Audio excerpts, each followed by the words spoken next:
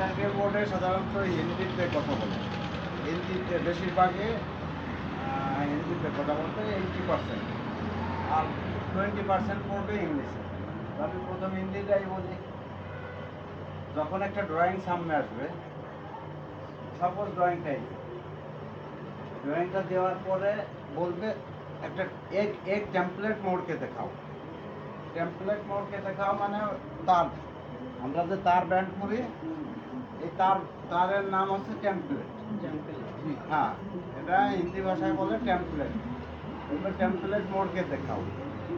যে কোনো ড্রয়িং হাতে আসার সঙ্গে সঙ্গে ড্রয়িংটা ফলো করতে হবে। প্রথম ফলো মার্ক কোন দিক আছে, ড্রয়িংয়ের ভিতরে ফলো মার্ক আছে, তারপরে ফলো করতে হবে। টেমপ্লেট বোর্ডটা মনের ভিতরে রাখা লাগবে, মাথার ভিতরে সারাক্ষণ এটা মাথায় থাকবে। North south east West up down, এইটা যতক্ষণ মাথার ভিতরে না থাকবে ততক্ষণ টেমপ্লেট ভাঙা সম্ভব না, তার ভাঙা সম্ভব না। আমাদের বাংলায় বলি আমরা তার ভাঙা, হিন্দিতে বলবে টেমপ্লেট মোড়কে দেখাও।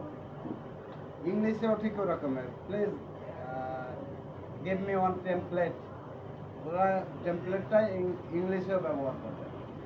তো আমি প্রথম ফলো করব ফলো মার্কটা, তারপরে ফলো করব আমার টেমপ্লেটটা ভাঙার আগে কয়টা এলবো আছে, কারণ আমার ভাঙার পরে আবার একবার রিভাইজ দেওয়া লাগবে যে আমার সে কটা এলবো আছে কিনা।